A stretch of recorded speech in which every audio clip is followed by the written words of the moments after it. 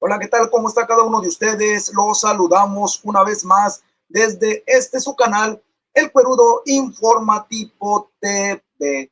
Bienvenidos, bienvenidas a cada uno de ustedes, a usted que nos está viendo ya en este momento, que está completamente en vivo con nosotros, gracias. A usted que nos va a ver o ya nos está viendo por repetición o diferido, muchísimas gracias. Acuérdense que el chat está completamente abierto, es para cada uno de ustedes. Le damos la más cordial bienvenida a la información. Oiga, Fernández Noroña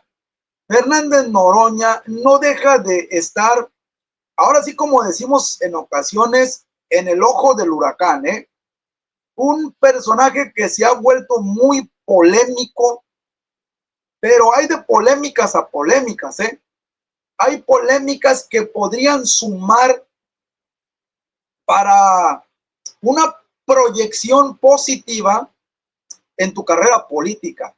Más un personaje como Fernández Noroña, que tiene aspiraciones en el 2030, pero también hay polémicas que no suman, mano, que no suman, todo lo contrario, que restan credibilidad, restan confianza hacia aquel político, hacia aquella política. En el Cuerudo Informativo siempre te lo hemos dicho y lo vamos a sostener. No hacemos campaña en contra de nadie, simplemente somos un medio de información que damos seguimiento a lo que está aconteciendo y aquí te damos las pruebas de lo que estamos hablando, ¿eh? No es campaña en contra de nadie. Ahorita el ojo está puesto en Fernández Noroña, pero por las mismas declaraciones que él ha salido a decir. No es de que esta se la está inventando el Cuerudo. No, como siempre te he dicho, aquí te voy a pasar los videos. Aquí te voy a pasar. Él tiene un canal de YouTube, de hecho. Él tiene un canal de YouTube donde él sale a dar declaraciones y se toman fragmentos de su mismo canal, de lo mismo que él está diciendo, ¿eh? De lo mismo que él está diciendo, ¿para qué? Para que no se malinterprete. Dice Fernández Noroña, esto no está bien, ¿eh? En palabras de la presidenta Claudia Sheinbaum Pardo, esto no le gusta a México. Así dice la presidenta cuando algo está mal y que precisamente no le gusta a México, no nos gusta. Dice Fernández Noroña que la austeridad republicana prácticamente es una tontería, es racista, es clasista, es ridícula, no está bien interpretada. Pues sí, pero resulta que aquí quien dictó la autoridad republicana fue el presidente Andrés Manuel López Obrador y la presidenta Claudia Sheinbaum Pardo. Es que Cuerudo Benito Juárez no lo dijo de esa manera, dice Fernando Noroña. No, pues es que yo no estoy diciendo cómo lo dijo Benito Juárez. ¿Sí me entiendes? Yo no lo estoy diciendo como lo dijo Benito Juárez. No lo estamos interpretando de la manera que lo interpretó Benito Juárez. Lo estamos interpretando de la manera que lo interpretó el presidente Andrés Manuel López Obrador y la presidenta Claudia Sheinbaum Pardo. Aquí, con todo respeto, la austeridad republicana del tiempo de Benito Juárez fue del tiempo de Benito Juárez. Hoy estamos hablando de la austeridad republicana. Fíjate, en aquel entonces era lo que no le gustaba al pueblo en ese entonces. A eso se refería esa austeridad republicana. Hoy estamos hablando de otra austeridad republicana, la que no le gusta al pueblo en este tiempo. Eso es lo que no ha entendido Fernández Noroña, que quiere comparar la austeridad republicana del tiempo de Benito Juárez con la austeridad republicana del tiempo del presidente Andrés Manuel López Obrador y de la presidenta Claudia Sheinbaum Pardo, y es donde él solo se contradice. Es que se contradicen, Cuerudo. No se contradicen. Usted es, senador, el que se está contradiciendo. Es que esta es una campaña tuya, Cuerudo. No es una campaña ni mía ni de nadie. Todos los medios de comunicación, chayoteros y no chayoteros, todo mundo estamos hablando de lo mismo, senador. Ya no se meta en más problemas. quiere salir a darle cátedras, quiere salir a darle cátedra a la cuarta transformación, para que la cuarta transformación se sujete a como él piensa, a como él cree que es la austeridad republicana. Ya le llamó que es ridícula, que la austeridad republicana a la que nos estamos refiriendo, que se refirió el presidente López Obrador, repito, y la presidenta Claudia Sheinbaum Pardo, esa austeridad es ridícula, es clasista, pues es tonta esa austeridad republicana. Cuidado, cuidado, oh, senador, porque aquí quien le está diciendo, a quien le está diciendo que se equivocó, no es al cuerudo informativo, sino que es a nuestro máximo líder, el presidente Andrés Manuel López Obrador, y a nuestra presidenta y comandanta suprema, la doctora Claudia Sheinbaum Pardo. Bienvenidos, vámonos, vámonos, porque hay otros que se andan chambeando, hay mucha información. Nos fue muy bien, afortunadamente ya se cerró la presencia de este foro que nos interesa mucho en Cuernavaca, Morelos, el 3, 4 y 5 de diciembre. Vamos a tener una presencia muy relevante de empresas del Japón y científicos que, por cierto, ahora ganaron 2 premios Nobel este año. Tiene que ver con temas del impacto de inteligencia artificial, lo que es la nueva salud o las estrategias de salud a partir de la medicina genómica, que ya es una realidad, está entre nosotros. El tema del agua, que hacer con el agua, que es las escasez que tenemos en México, reuso, tratamiento, nuevas tecnologías. El tema de aeronáutica y del espacio, que en México cada vez participa más. Y entonces todos esos temas ya se consolidó para que esté en México, que será el objetivo del viaje el próximo 3, 4 y 5 de diciembre. Entonces estimo que nos fue muy bien. Miren, esto está todo dar, ¿eh? El encargo o la encomienda de la presidenta Claudia Sheinbaum Pardo a Marcelo Ebrard, el secretario de Economía, es traer a las empresas más importantes en todo el mundo a invertir en México. México se está abriendo hoy en día como uno de los países mejores para invertir e incluso uno de los países mejores para vivir. Una de las opciones o de las mejores opciones que tienen las personas que quieren salir de su país a buscar otras oportunidades, ya no únicamente es Estados Unidos, también es nuestro país. ¿Qué está haciendo Marcelo Ebrard Casaubon? Lo que le indicó la presidenta Claudia Sheinbaum Pardo.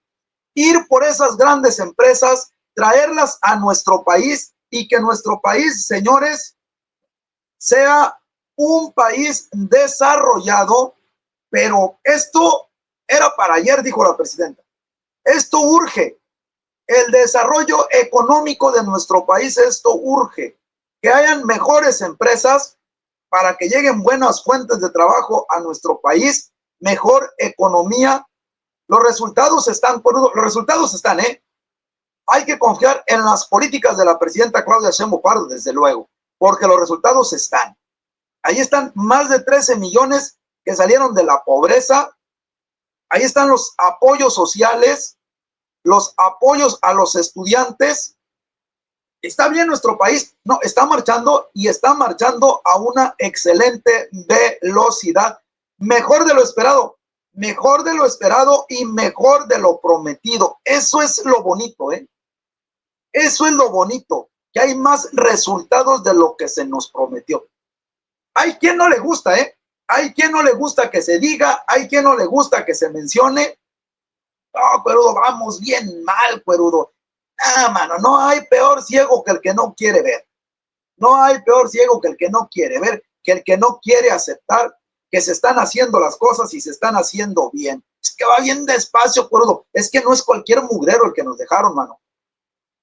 Traemos con el tratado ese famosísimo de Bucareli, traemos como 100 años de retraso atrás de los Estados Unidos, Acuérdate que el tratado de Bucareli, el gobierno se comprometió que por 100 años no iba a estar ni igual ni mucho menos arriba que los Estados Unidos. Qué ridiculez, qué tontería tan grande con tal de llevarse el reconocimiento de Estados Unidos como presidentes.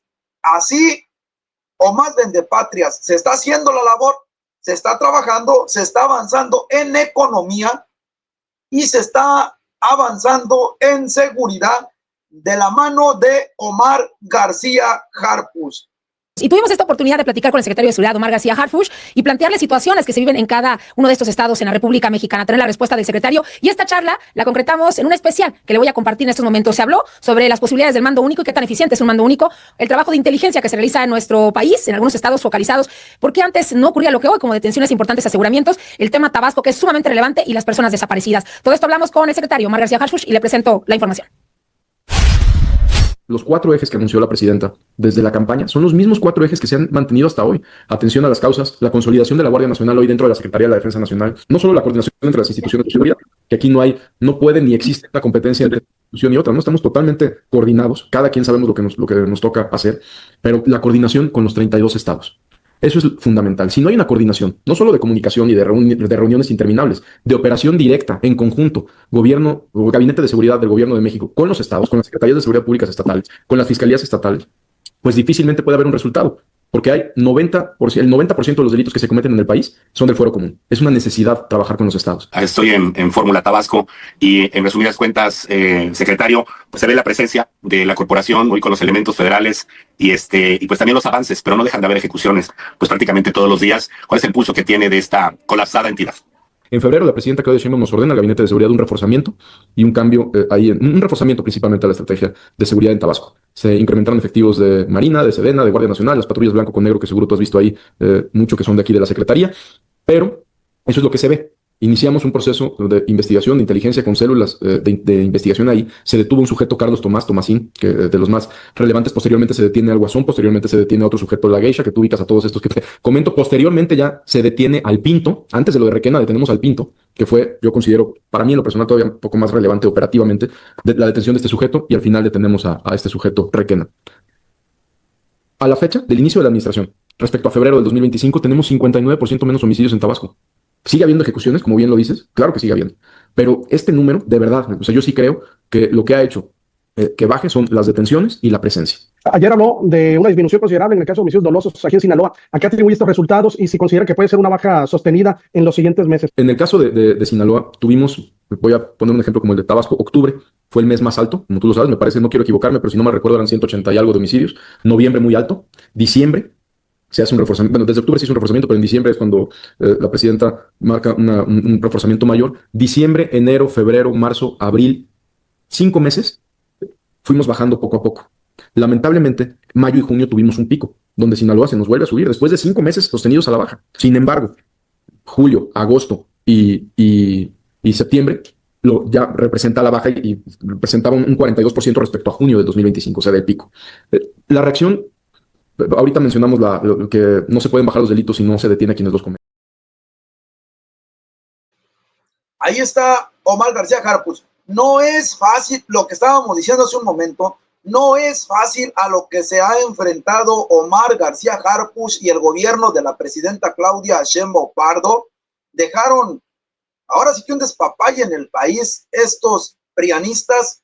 Y desde el tiempo del presidente Andrés Manuel López Obrador hasta la fecha, hoy más notorio, sí hay que decirlo, hoy más notorio, la seguridad en manos de Omar García Harfuch ha dado unos excelentes resultados, reconocidos no únicamente por los de nuestro movimiento, por Morena, sino por políticos priistas y panistas, petistas del MC, de todos, Todos los partidos han reconocido el trabajo de Omar García Harfuch. Ahora sí, como decimos por ahí, tampoco son de harinas, ni tampoco es de enchilame otra tortilla. Lo que le dejaron a Omar García Harfuch, en verdad, un verdadero reto. Un verdadero reto. No por ser tampoco un verdadero reto, este cuate se ha rajado, No por ser un verdadero reto, este cuate se ha rajado, no, al contrario. Hemos visto a Omar García Harfuch, así como ahorita, dando cuentas estado por estado, qué es lo que está pasando, cómo se ha venido controlando y de repente otra vez comienzan a haber puntas de violencia y qué es lo que él como responsable, ¿qué es lo que hacen al momento cuando ver que nuevamente comienza a repuntar la violencia en algún estado? que ya tenían algo controlado ellos y de repente otra vez va hacia arriba, mano. No está fácil. Claro, claro que no está fácil, pero ahí está Omar García Harfuch dando cuenta estado por estado.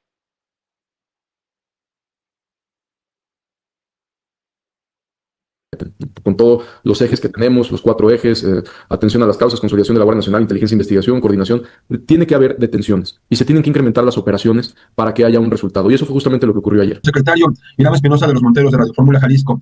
Jalisco justamente es uno de los estados que reporta disminución importante en materia de asesinatos, 66% menos, coloca al estado en tercer lugar a nivel nacional en cuanto a esta reducción, lo destacaba la presidenta. Sin embargo, también se ha observado una ausencia, se observó, mejor dicho, en el informe una ausencia del tema de desaparecidos, que pues Jalisco no podemos dejar de lado que también es el primer lugar a nivel nacional en cuanto a personas desaparecidas. Hemos dado golpes importantes en contra de este reclutamiento. Detuvimos, como tú lo sabes, a este sujeto, comandante Lastra, con el ejército mexicano. Fue una operación con el ejército, donde este sujeto era el principal reclutador para el grupo local de ahí, de estas organizaciones. Tuvimos, antes de la detención de esto, nada más que no sé si salió o no mucho en medios, pero antes de la detención de este comandante Lastra, aseguramos un campamento también de adiestramiento, donde aseguramos ahí en este campo de adiestramiento a más de 30 personas, que la gran mayoría, todas se presentaron, estaban sanas y salvas, estaban en un centro de capacitación y tenían ficha de desaparición. ¿Qué estamos haciendo en concreto?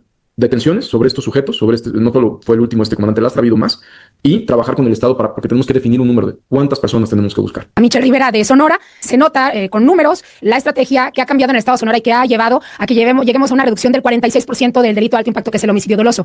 Pero antes de la llegada de Claudia Sheinbaum a la presidencia, estos números no se veían. De hecho, hay el comparativo con un porcentaje el más positivo que encontré fue de 15% del 2023 al 2024, de reducción de homicidios. ¿Qué es lo que se hace, secretario? ¿Qué se hizo en Sonora? ¿Por qué hoy sí se detiene a delincuentes? Y si me permite una segunda pregunta, secretario, para mí, alguien que sigue obviamente y cubre seguridad también en esta zona del país, me parece que México está cumpliendo con los acuerdos que ha hecho Estados Unidos en materia de seguridad, y me parece que Estados Unidos no está cumpliendo de todo a México, y es por eso que le pregunto esto, sobre todo en el ingreso de armas a nuestro país. ¿Qué esfuerzos se están haciendo en el estado de Sonora o en la frontera para cerrar estos puntos de ingreso ilegal de armas a México? Los resultados que se están dando ahorita, sí tengo que decirlo, es mucha coordinación también con las autoridades del estado. Hoy a mí me sirvió mucho que el gobernador de tu estado fue secretario de seguridad, entonces Sí.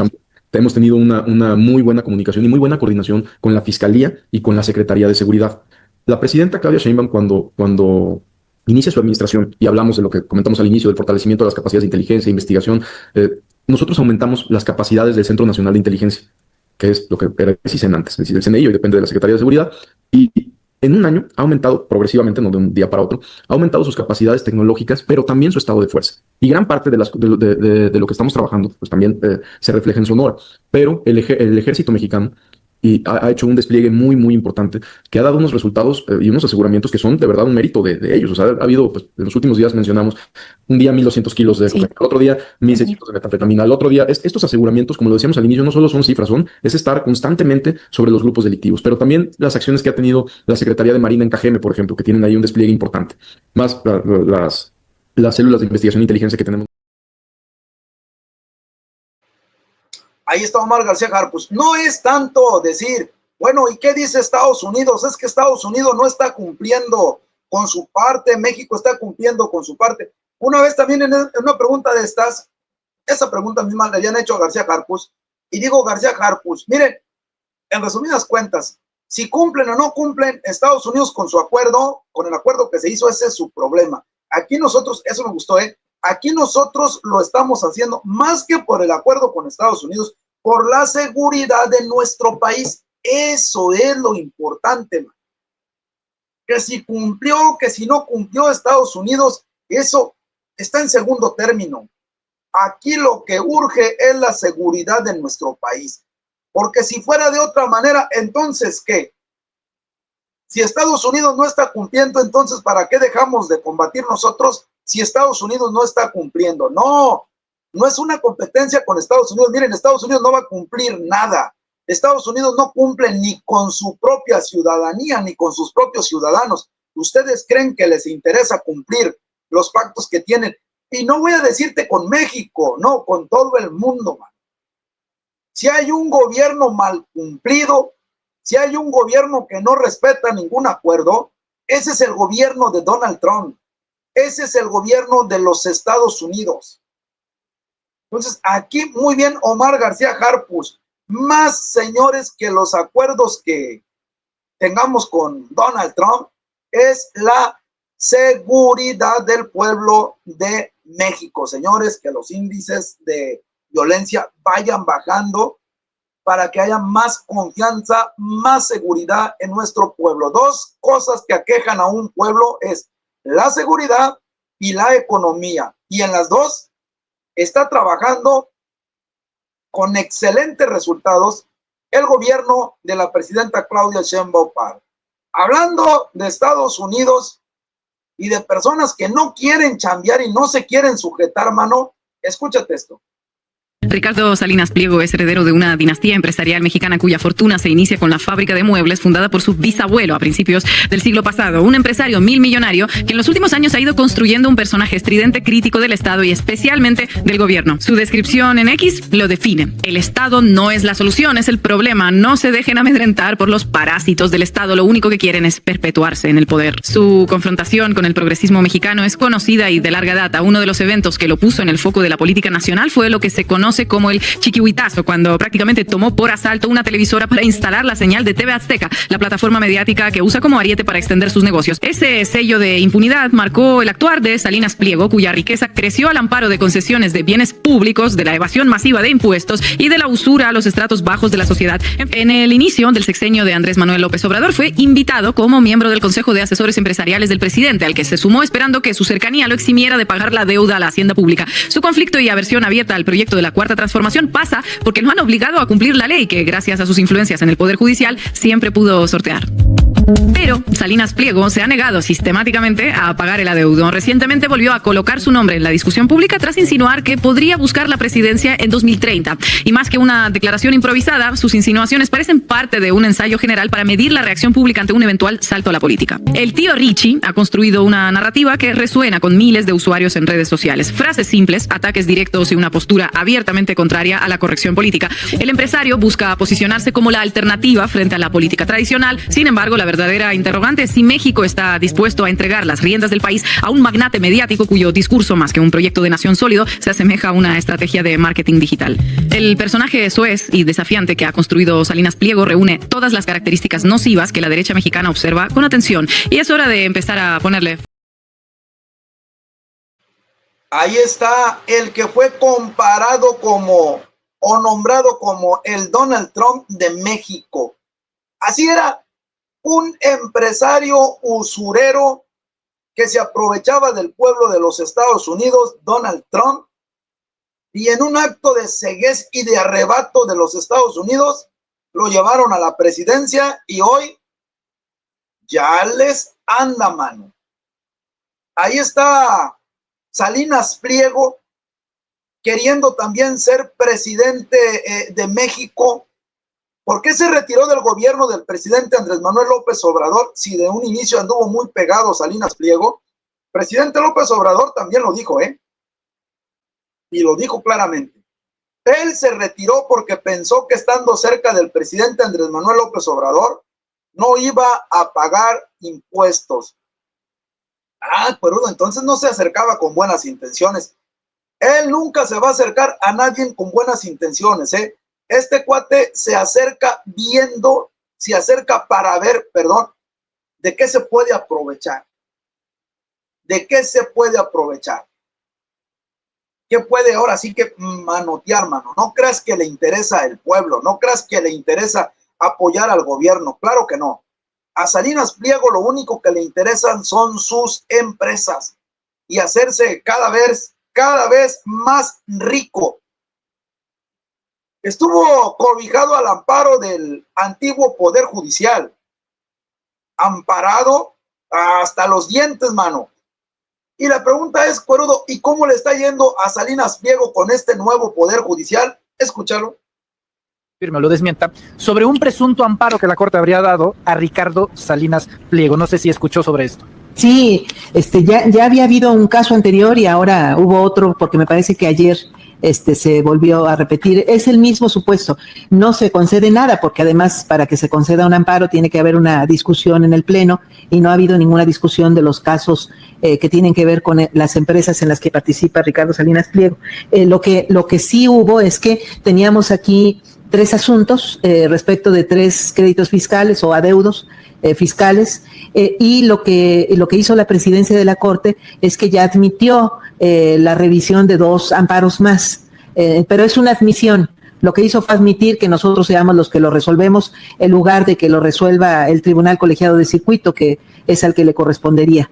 Entonces, no tiene ningún efecto más que quitárselo a una instancia jurisdiccional, que es un tribunal, y nosotros resolverlo. ¿Cuál es la lógica de eso? Pues seguramente que la presidencia de la Corte pues pensó que éramos más confiables nosotros.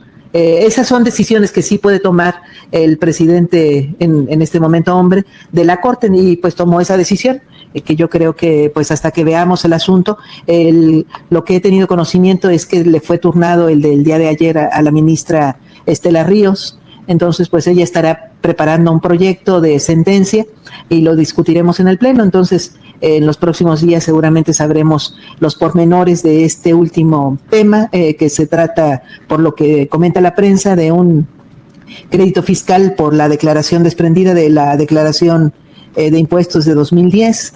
Entonces pues ya estaremos revisándolo con calma. La ministra Estela Ríos es la encargada, señores, fue a la que fue turnada el caso de Salinas Pliego y todos estos amparos que está amparado hasta que ya no exista, mano. Su familia y todo mundo está amparado. Es necesario checar el punto, es necesario checar estos asuntos, dicen los nuevos ministros. Pues a chambear, a chambear, porque es muchísimo dinero, no únicamente lo que este cuate debe aquí. Este cuate también les debe en Gringolandia y en todas partes, pero bueno, a nosotros nos interesa lo de México, a chambear los ministros para poder resolver ya este asunto, porque este cuate se ha estado burlando desde hace mucho tiempo. Vamos a escuchar a Fernández Noroña y sus declaraciones equivocadas, la verdad, en cuanto a la austeridad republicana. Escuchémoslo.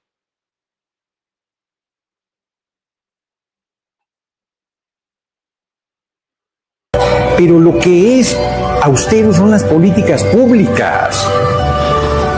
Si le vas a pedir a alguien que viene de una familia adinerada que se vaya a vivir ahí a un departamento en el centro histórico o a un lado de mi departamento, o sea, pues no, mucho mérito tiene que participen.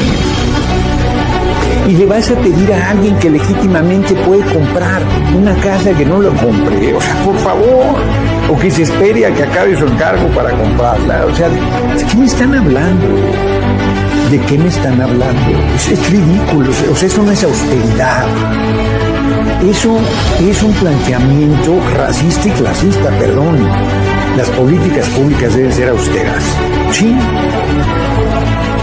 Yo podría sacar aquí una lista larga.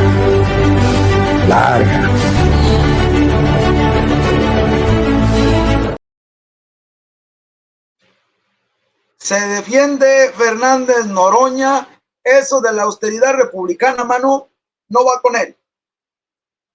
No va con él. Eso es racista. No me puedes obligar a no disfrutar lo que tengo, dice Fernández Noroña. Que lo disfrute hasta que termine su mandato. ¿Y por qué, dice Fernández Noroña? ¿Y por qué me tengo que esperar hasta que termine el mandato? Esas son las consecuencias. Son las consecuencias del chapulineo en nuestro movimiento. De gente que viene de otros movimientos, de otros partidos, llegan y cuando los quieres sujetar a los estatutos del movimiento, se rebelan, mano. Dicen, no, pues ¿qué te pasa? ¿Están locos o qué tienen aquí en el partido? ¿Están locos o qué? A mí nunca me habían dicho nada de eso. Pues no, mano, venías del PT. Venías del PT. Hoy estás en Morena. Grábatelo. Hoy estás en Morena. Ya no estás en el PT. Y aquí las cosas son diferentes, dice Noroña. Es una ridiculez. Es una tontería. Esto es racista. Esto es clasista. En resumidas cuentas, yo no me voy a sujetar a esta tontería de la austeridad republicana. Una polémica de siempre, pero como decía al inicio, Hay polémica que suma, pero hay polémica que resta, cuidado con ello.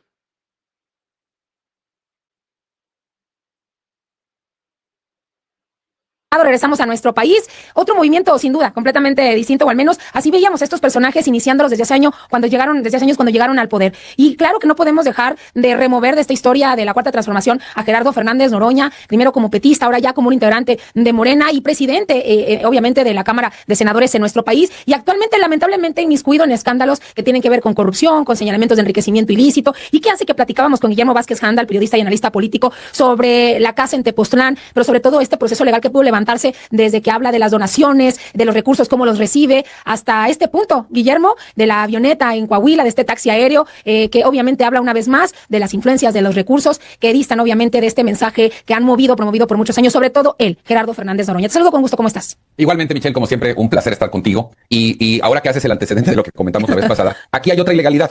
Independientemente de que ahorita entremos al análisis, me gustaría empezar diciendo, la matrícula del avión que Gerardo Fernández Noroña usó como taxi aéreo o como renta privada es de los Estados Unidos. Y en nuestro país, el concepto cabotaje, ahorita lo explico, está prohibido. El cabotaje es cuando una aerolínea o un avión con matrícula estadounidense no puede hacer vuelos internos.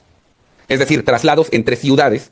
Lo que está autorizado, y no solo en aerolíneas, incluso en vuelos privados, es que tú tomes un avión, por decir un ejemplo, de Atlanta a Monterrey. Pero ya no puedes de Monterrey irte a Durango o a Saltillo o a Hermosillo. Eso está prohibido. Me queda claro que él no es el dueño de la avioneta, él la rentó, pero estamos hablando de otra ilegalidad que rodea a Gerardo Fernández Noroña.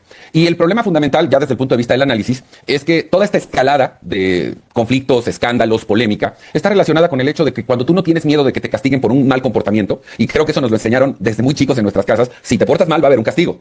A Gerardo Fernández Noroña y a otros integrantes destacados de la 4T, nadie los castiga. Pueden hacer literalmente lo que se les pegue la gana, excesos, gastos, ilegalidades incluso, y no tienen una reprimenda más allá de, y eso sí quiero puntualizarlo, de cómo la presidenta, cada vez que le preguntan, se desmarca automáticamente de estos personajes. Y eso de política tiene un gran significado, porque formas parte de algo, y entendemos, porque así es como se manejan las cosas en México, que la presidenta es la jefa, la líder. Se convirtieron en unos intocables. Así se sienten ellos, Fernández Noroña, Monreal, Adán Augusto. Mira a Luisa María Alcalde cómo los trata, mano, con una tibieza enorme, sorprendente, que da flojera y da coraje. No les hacen absolutamente nada. Salen a presumir que hay estatutos, que hay que cumplirlos. Noroña patea el pesebre cada vez que le quieren tocar por el lado de la austeridad. No se identifica como del movimiento Noroña, no se adapta, tampoco tiene ganas. Porque a veces tú tardas en adaptarte a algo, pero tienes necesidad y tienes ganas y te adaptas, mano, haces el sacrificio y te adaptas. No quiere. El senador no quiere. Como que él ya entendió, bueno, y si no lo hago, ¿qué? ¿Qué me van a hacer? Yo sé que no me van a hacer absolutamente nada. Ahí están los comentarios, y más que comentarios, las declaraciones de Fernández Noroña. Yo soy el Correo Informativo y te doy las gracias por habernos acompañado. Nos vemos en la próxima, gracias.